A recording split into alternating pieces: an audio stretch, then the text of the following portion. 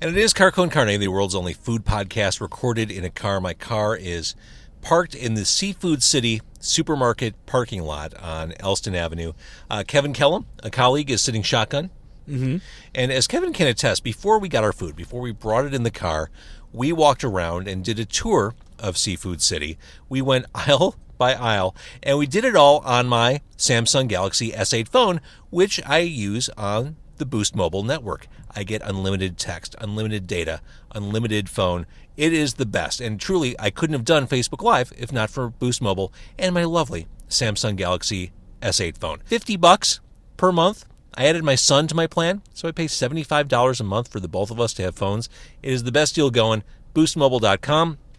Kevin Kellam, are you ready to eat? I'm ready to figure out how I'm going to get... I'm not reaching out to the sponsor. You literally ran those numbers by me, and I think of what I'm paying for my mobile provider. You know, they always do that. But then I'm also like, I think this is something I should get into. It's a hell of a deal. Hell of a deal. It's Car Con Carne. Let's eat in the car. It's Car Con Carne.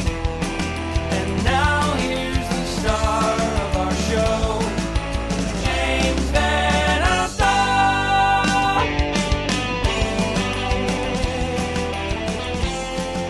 We went into Seafood City.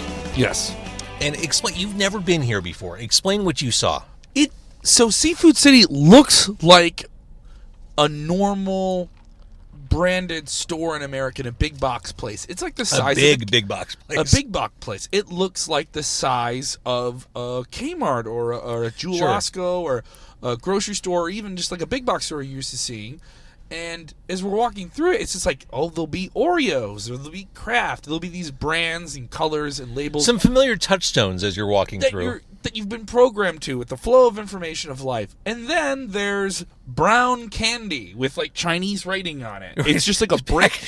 They literally just say brown candy. It looks like a brick of something. It's like a brick of hashish that has been brought in from Istanbul. It looks like it could also be plastic explosives. Yes.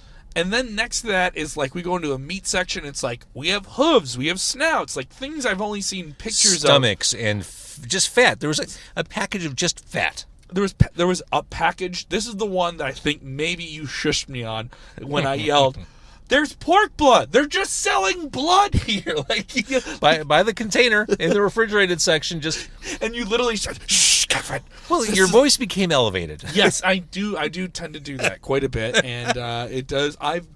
As an adult, I've heard the phrase, "Do you have an inside voice?" No, you do not have an inside voice. I'm clear on that. No, I don't. I don't. So, yeah, we're walking around all kinds of exotic vegetables and fruits that I've never seen. There was something called a jackfruit. Now, I've seen jackfruit before, but it's huge. I've never seen a jackfruit before.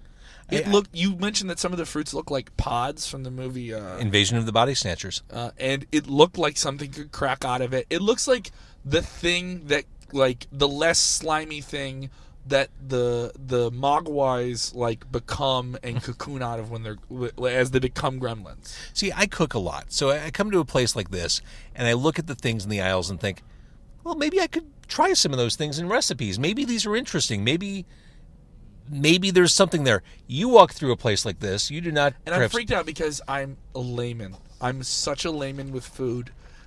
Someone was joking with me. If it doesn't have a GMO, Kevin says no. Like, and it's not like that I like that stuff. It's just I've been in since college. I stayed at home at college. I didn't have those first experiences where you're in college and you're out getting food on your own. Then I moved out. And then I was commuting so much that it just became like I would buy a sandwich or I would make a sandwich at home, fairly basic things. And then I started to realize that I can't handle mayonnaise or white sauce. And then that scared me from most sauces besides barbecue or ketchup. I eat the same way a 12-year-old boy eats that first weekend his parents say he doesn't need a babysitter. Like, that's the same way. I'm in my 30s, and that's the same way. That's amazing. And I should mention, we're going full speed ahead here.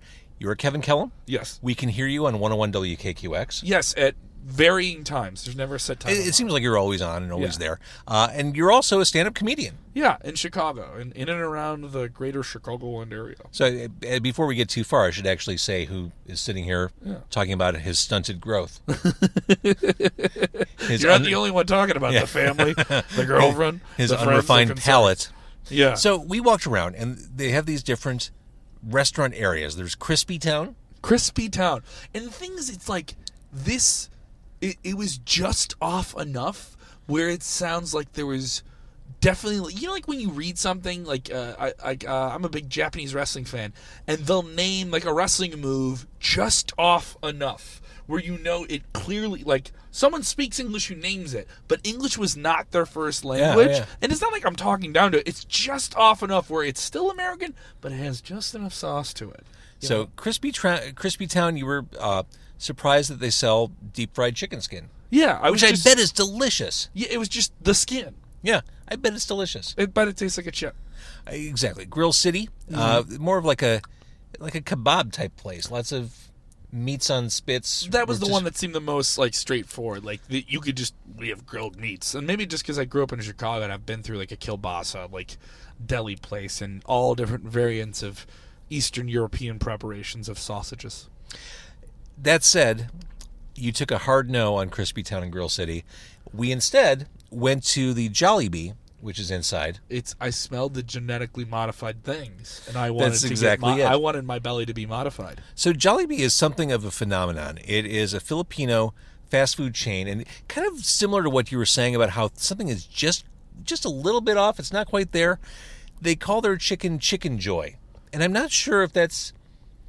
It doesn't sound right to my ears. They have Chickenjoy. It's like something that was come up like in a meeting between scientists and long white coats and marketing executives. They're like, listen, we legally can't call it chicken, but what if we named this breed of mutant Right. Chickenjoy?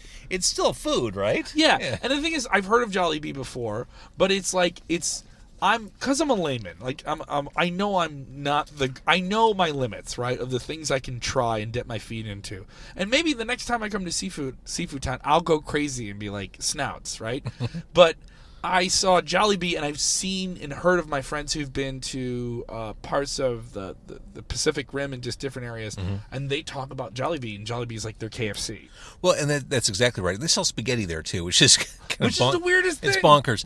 They opened up a location in Skokie earlier this year, not far from where I am, and for the first 3 months, couldn't get near the place. From open to close, there was a line around the place outside. People were waiting. I think an hour is really conservative. I think people were waiting close to 2 hours to get fried chicken. Now you're just making me excited to eat this food. Well, and I convinced my then 10-year-old daughter to wait in line with me. Okay. I'm like, this won't be so long. We waited about 75 minutes for our food. And then for a 10-year-old kid, it's a long time. Oh God, it was rough on me. Yeah. The food was fast food. Okay. Like I couldn't imagine waiting 2 hours for it ever again. Okay. But it's perfectly good. It's perfectly serviceable. We can bust it out now. Lower your standards with me, James. All right, here we go. There's we got the three-piece Chickenjoy. Oh, it looks like we got the same damn thing. I think they gave us two of the same thing. Okay, I'm gonna put that yours guy over there. here. And then there's crispy. The box says Crispylicious, Chickenjoy, Juicylicious. They like the issuses. Oh yeah. So They're a fan we of both the got the same thing. So well, there's just like straight white rice in here with this like the chicken is like bright orange. it is bright orange. Do they give us napkins? They do have napkins. Thank God. I've heard the podcast before. I was prepared before I got here. I almost thought maybe I should bring you napkins. I always have some spares. I always, whenever I go to Starbucks, I always grab an extra handful. Thank you. I thought like that would be like, you know, like when there's a guest on like a housewarming gift. Like when there's a guest on like Conan or something, he's like, "Hey Conan, I was on this. I heard you like this, so I brought you this mug or something like that." Oh, now, do you have a spork or a fork? A spork? Do I have a spork or a fork in here? There should be some sporking and forking. Yes. Otherwise, these mashed potatoes are not going to work. Did you got the mashed potatoes? Did yes. You? All right. So you and I have to switch them because I got rice. Did you get rice? Oh, I'm sorry. Yeah, it's all right. No, that's fine. What is that? Is that just gravy? I think those are just. Holy shit! That's just 2 tubs of gravy. That's like 12. That's literally per person. They gave us like what looks like 16 ounces of gravy. I wonder if that's for dipping the chicken. I wonder if it serves another purpose. All right, here's the spork action. Okay.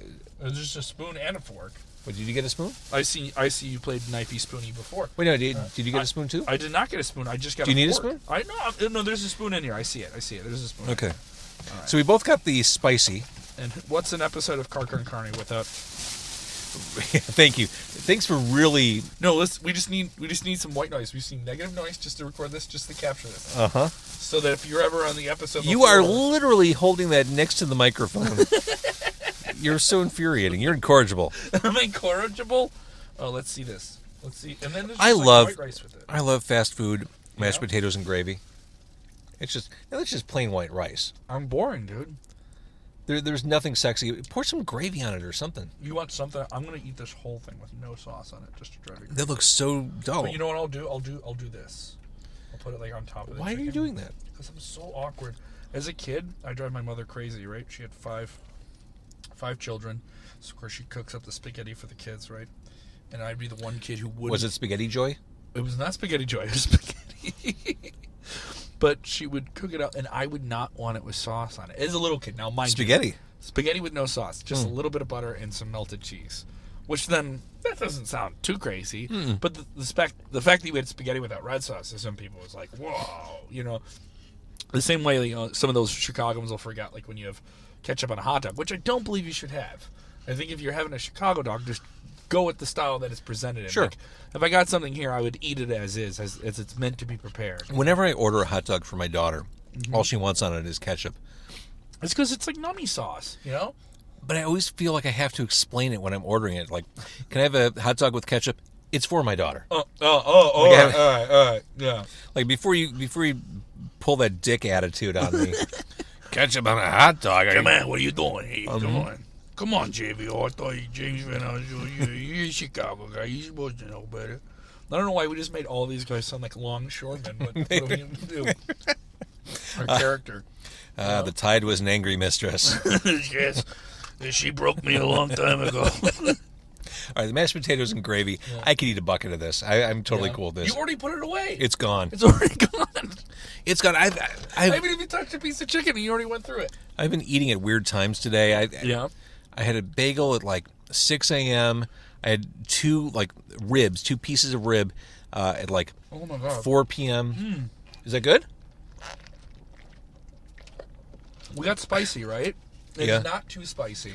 Is it more flavorful? It tastes almost like, and it has the orange hue of the Taco Bell Dorito Loco. Shell. It looks like the Dorito Loco shell on chicken. It looks like that. Doesn't it look like that? Mm-hmm. And I definitely have to have a little bit of it's just spicy enough where I have to take a sip of something. Oh, it's spicy, Kevin. Mm-hmm. Oh, sweet Christmas. Is that too much for you? I like hot. Are you emotional? Huh? You got emotional there. It's not emotions. It's me trying to talk. Okay. I'm going to start hiccuping on the podcast. That's going to be the worst. Yeah. Mm-hmm. The spicy is spicy. Okay. The spicy is spicy. I can taste it on the tip of my tongue. Yeah, that is. See, this is the challenge. I thought, like, all right, if I'm not going to have the out there to me Filipino version of like a pig preparated piece or something like that, or some squid brain or something that they had here that to me was foreign, to other people around the world is fine. I thought, well, I'll get the more challenging version of Jollibee. And now we're feeling it. We're feeling it. 2-3 bites in. This is regrettable. Yeah, this is regrettable. But the chicken itself is not bad. It's the sauce on the outside. You know, the chicken is really tender. Yeah. It's juicy. Mm-hmm. You're right there. Oh, my God, Kevin. I'm sorry. I didn't know this was that bad for you. I like heat. I'm not a hot sauce guy at all either, too. I'm tearing up. I'm moved by the chicken. Wow. Ooh. What's the craziest thing you think you ever had to eat? Like in terms of just like it's made to be outlandish in terms of flavor or challenge. I can't think about answering questions right now. I'm really. My tongue is numb. You're like overclamped, like that one. I'm going to set this down. Set it down. Okay. All right. Let's keep talking. Let's keep going. I will say this is super affordable. Yeah. Wasn't that bad, like right? $7 a piece. Yeah, it wasn't that bad. And the portions are pretty, Portions are great. I'm just going to eat gravy to kind of like to numb your mouth. Jesus. All right, so let's talk about comedy. Okay. When did you decide you wanted to do stand-up? Around the same time I wanted to do radio, because to me it all kind of like came from the same place. So I grew up like with Chicago radio, with some people in the car, and some guys slightly generation before that I could recall. My brothers and my sisters had Steve Dahl and Gary Meyer and Kevin Matthews and that loop 80s, 90s lineup. And that to me was comedy. So radio felt like it was just another version of the comedy coming down the pike. And then it was the one show I could stay up late to watch as a kid was SNL. Right. And I just devoured doing any type of impression because I thought if I could do an impression of Phil Hartman's Frank Sinatra, and I would do it in a handful of I can't do it now. But as a little kid, I did it. And then it became, Richard Roper has a radio show on the weekends for the Loop or something like that. And I called into it. I was 12. Get out. And he thought it was funny. And then they had me come on maybe 2 more times.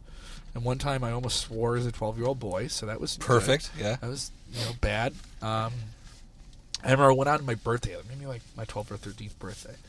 That's really cool. And it was just really, really neat. And then the bug was made. It was either I was going to make people laugh or I was going to be on the radio or something like that. And then later at the end of high school, I was starting to do improv at Second City. At the end of high school, you started that? Yeah. I didn't do stand-up then. And then I was doing But you knew back then you wanted to do improv. I wanted to do a form of comedy on a broadcast medium. That's what I was looking for. Okay. And then it all felt like it was just playing music. Like I was just playing a bunch of different instruments. So now I get to do stand-up a couple nights a week, and then I'm doing radio on the weekends. And what was your first gig like? The first stand-up gig? Uh-huh.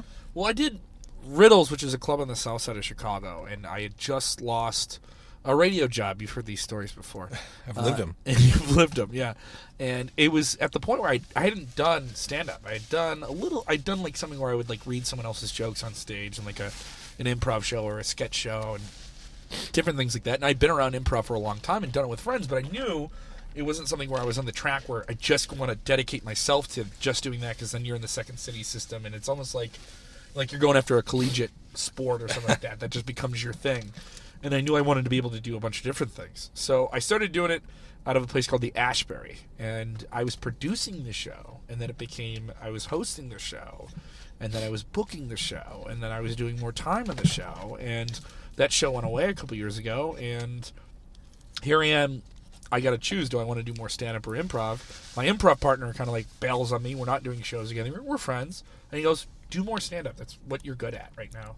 And that's what I ended up doing. So for the past few years, it's been pretty good. 2015, I had a TV thing that never made it to TV, but made me go. I had one of those last year. Well, you had one of those? You had one of those where you did a little bit of a TV thing that didn't make it to TV? Did a pilot for Car Con Carne. And how did you think of the pilot thing? You had one shot at a pilot. You just did one week of it, or how? We taped over the course of maybe 4 or 5 weeks. Okay, so you taped a significant amount of stuff. Uh-huh. Yeah. And how did you feel about the process of doing that? Compared to radio where everything is immediate? Yeah, there's so much more. The turnover for us is just mix it, put it together. We can have it on in a couple of days. And even the podcast, you could have this on tomorrow if you want to do it. Yeah, I could. I used to do it same day. Yeah. But I work a week ahead now. Just give yourself more time. You know? But yeah, the process of television just takes way longer. Yeah, so I did it with JBTV, and what was supposed to be 3 episodes of a stand-up special where it would just be the idea of LA has a scene and Chicago has a scene of comedic industry, right? Mm-hmm. Well, that's something comics would say, well, what are you doing in the industry, Are we bringing the industry here? And we have big clubs and stuff like that, but nothing like it was in the 80s or 90s. Agreed. And I'm not a club guy. I haven't broken into any clubs, because I can't commit to weekends and stuff like that. I can commit to one-nighters. So it was... JBTV said, can you put together a pilot that we could maybe shoot? And one pilot turned into 3, turned into 11 episodes. And, wow. We were talking to some people, and it was close, and there was some cable channel that was thinking about it. But then here we are with 11 episodes of a show that has only been released in big clip form on YouTube.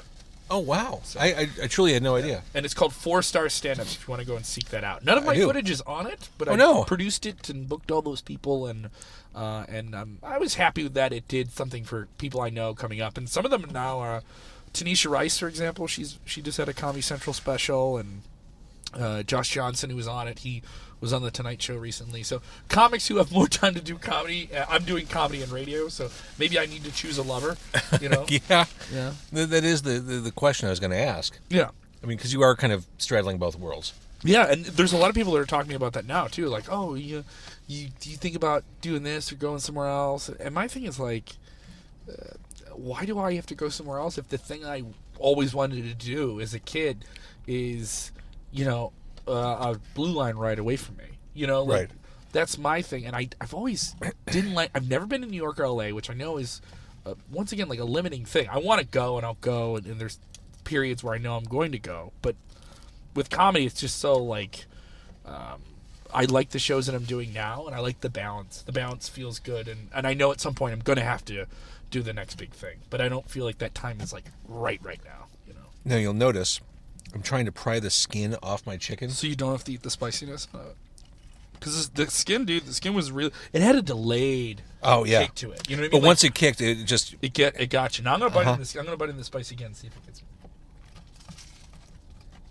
I wish it was just a little less hot. Yeah, it isn't. It's just you could tell it like it was just one notch below.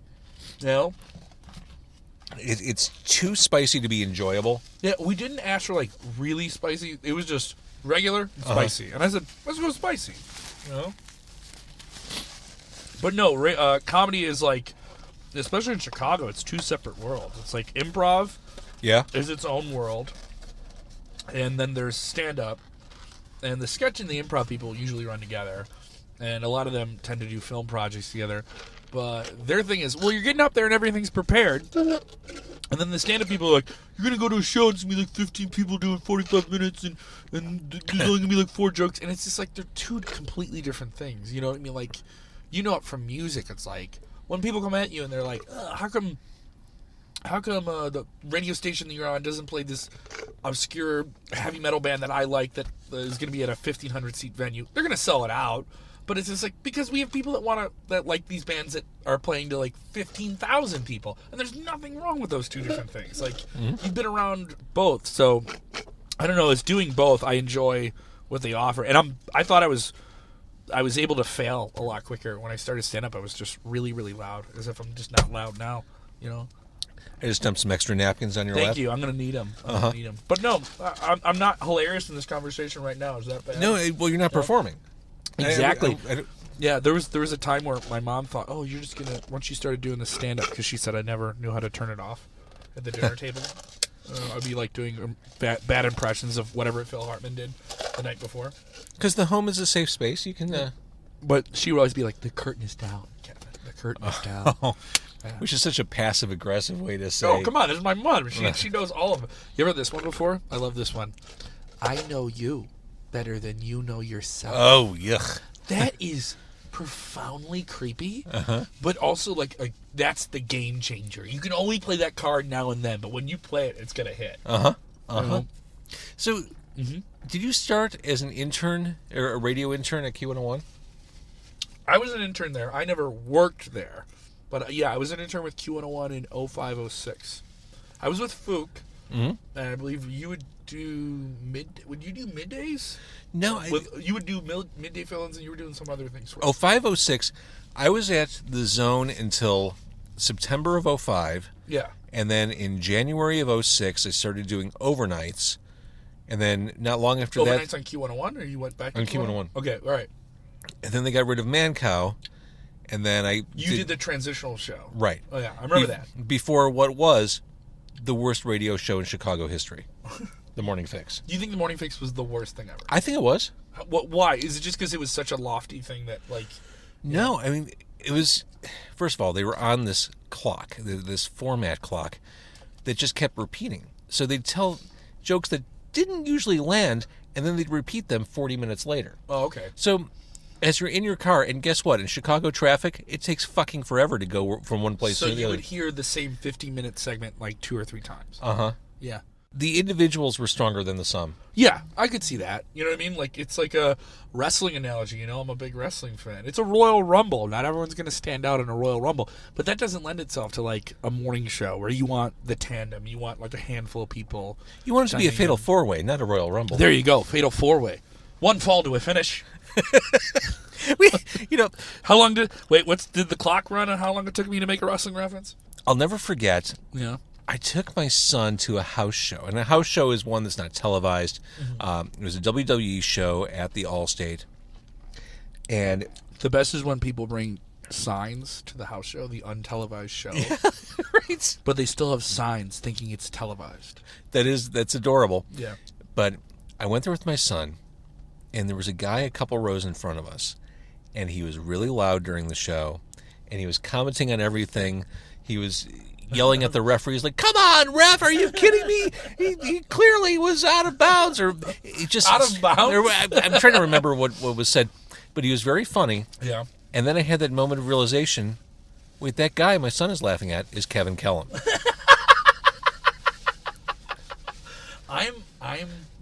You are.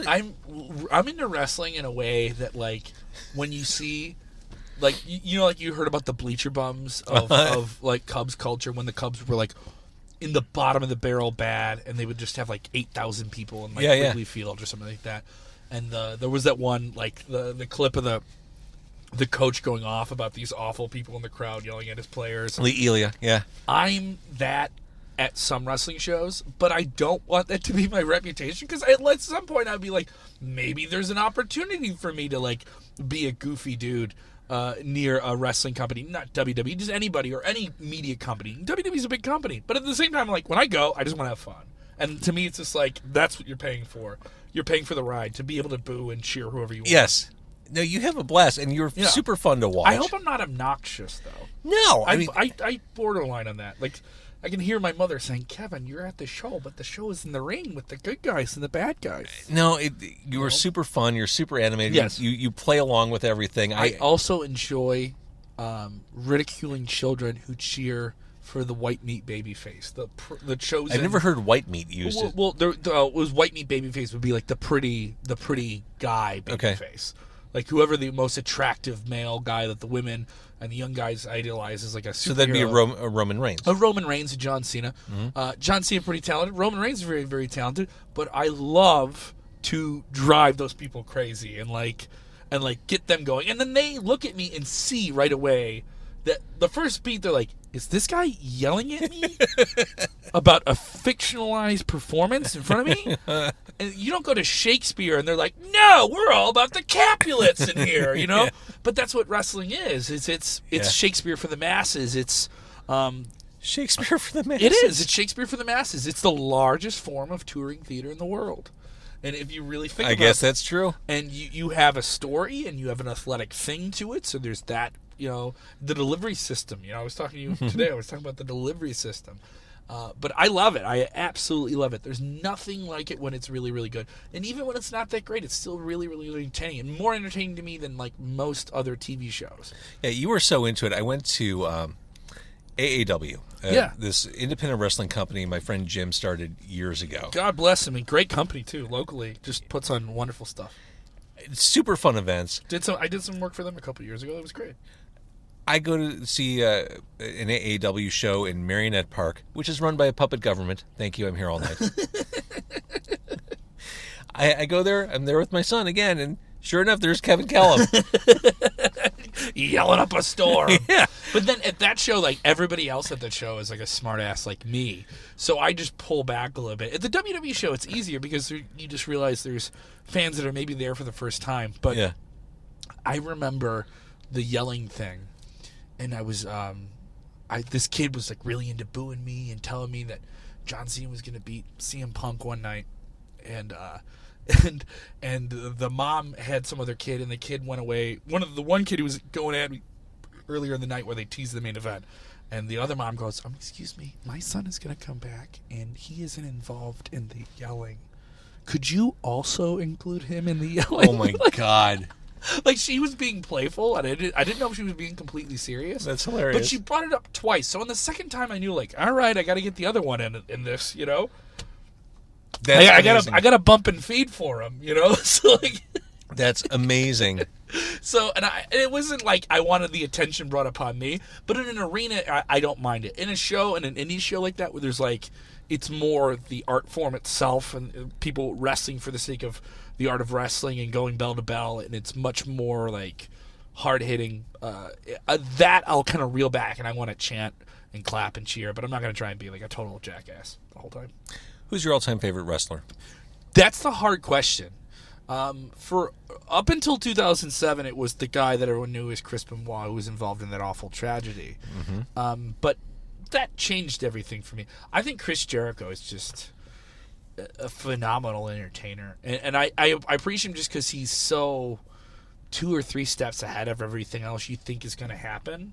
And even he's played every different type of character. He's reinvented himself so many different times. And just when you think some incarnation of his character is just getting a little bit stale, he'll introduce something brand new. And also, maybe just working in entertainment, I like a guy who can call his shots and like go away and do something else. I'm going to go tour with my band. I'm going to go tour with my band, and not a bad band for a guy who like does 2 different versions of something. You know, it's not like we're going to see who's an actor that tried to do music that wasn't good. Russell Crowe. Russell Crowe. 30-odd foot of grunts. What? See, you knew the name of the band. I didn't. Like, I think more people know that Fozzy is Chris Jericho from WWE's Can I tell you band. my 30-odd foot of grunts story? I worked at your one story with my that. one story. I worked at WXRT for close to a year. I was the music director They're there. the finest rock. It's the finest rock. XRT. And Are you in Highland Park? You're listening to XRT. yeah, I'll meet you at Ravinia. Which, by the way, the suckiest place to see live music. I don't want to say that, but I totally agree. It's with totally. you. Go ahead I and went say once it. and I was like, "What is that band like performing in like a cavern?" And we don't get to see it all. Right. The people on the lawn don't actually see the performance, and the people on the lawn are competitive picnickers. It is a sport. They bring these spreads on these tables with the candles, and they've got charcuterie and nice red wines. Maybe once again, I'm a simpleton. I'm a layman. All No, right. don't- But in Beverly, we don't bring a candelabra to the park. All right. We got grilled brats. We got grilled sausages. You want to try veggie? I'll go low. I'll do veggie for you. See, my accent's coming out. But you go up to Highland Park. You take a Metro. All of a sudden, everyone's eating fried fish outside and trying to drink wine like we know each other in France. It's the least rock and roll thing, and because it's in that pricey neighborhood, the volume, the actual output of the amplifiers, It's not that high. Exactly. You See, know? it's the most anti-rock place to see live music. And there's sometimes when there was like rock bands there, I was like, why are they playing there? Right, because you can't rock. No. You can't rock. Anyway, you can't do 30-odd soft foot of grunts. rock, So I was you at can groove XRT, it. Yeah. which is headquartered in Highland Park. And they have the format for XRT is AAA, Adult Album Alternative. And what's the difference between that and the alternative that we would have on 101 WK? Just Eric Clapton. Eric Clapton. Yeah. That's a good example, yeah. It's Arcade Fire plus Eric Clapton. So every year there's a AAA convention in Boulder. I don't even know if they still do it. But while I was out there, I was invited by the record company, which I believe was Artemis or something, invited to have dinner with a bunch of other radio weasels and Russell Crowe. Okay. Because he was trying to get his 30-odd foot of grunts album off the ground, trying to get the single bringing play. you to the Boulder Seafood City Right. to eat some, Exactly. to eat some cow brains. So I went with my boss at the time, who just spent the dinner kissing Russell Crowe's ass, and it was the most embarrassing thing in the world. He actually said, and I'm paraphrasing, obviously, because this was a while ago, Okay. but he said something along the lines of, Russell, I got to tell you, when I see you on stage, when I listen to that album, it reminds me of Bruce Springsteen, circa 1975, the Born to Run album. You have that audience in the palm of your hands. You understand that crowd, and that working man ethic really comes through. I just wanted You to... stopped at the Bruce Springsteen comparison, right? Yeah, Because I did. I don't like Bruce Springsteen, but I understand he's a legendary rock performer and Yes. he's legitimate and proven himself. Were your eyes just like spinning in the back of your head? Right Oh, away? you could actually hear my eyeballs roll back. It was so loud.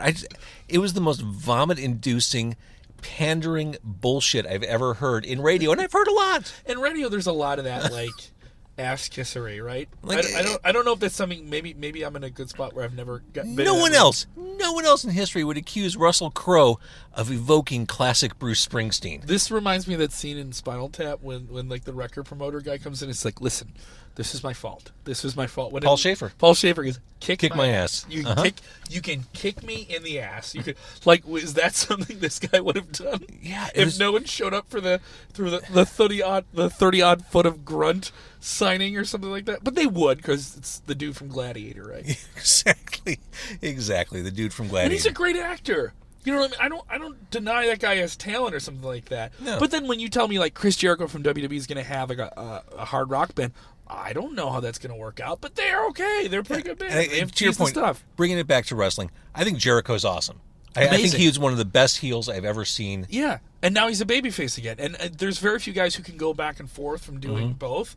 And at some point, the thing is, like when he would dig into being a heel that you want to boo and hate, he could really get you to believe that you wanted to see him get destroyed. He was great. Even by guys I don't like. I've actually read his books. It's great. And the thing is, this is another thing as a radio person, I appreciate the guy does a very fine podcast. He's not one of those dudes just doing like I'm going to do a podcast for 6 months and then chip out and just play it off my name or something like that. Right. He really delivers a very entertaining show and understands the art of conversation. See, here's the thing. I've never listened to it. Not that I don't want to. No. I don't have an iPhone. Okay. I have my Samsung Galaxy S8. Yeah. His podcast is not available on Google Play Music. Oh, okay. So you have the Google Play. Do you do the Google Play subscription thing? Yeah. I have that. I love it. I do too, but it's not on there. I have an RSS feeder website that just gives me. Yeah, I should do that. Yeah. I'll show you. All right, you'll show. That's an old Kellam phrase. My older brother Bobby would say that when he was like a little baby, he learned how to do things. He just wanted to boss people around. I show you. Yeah. All right, so you were on 101 WKQX. Yes, busy week for us this week. Well, now this won't air.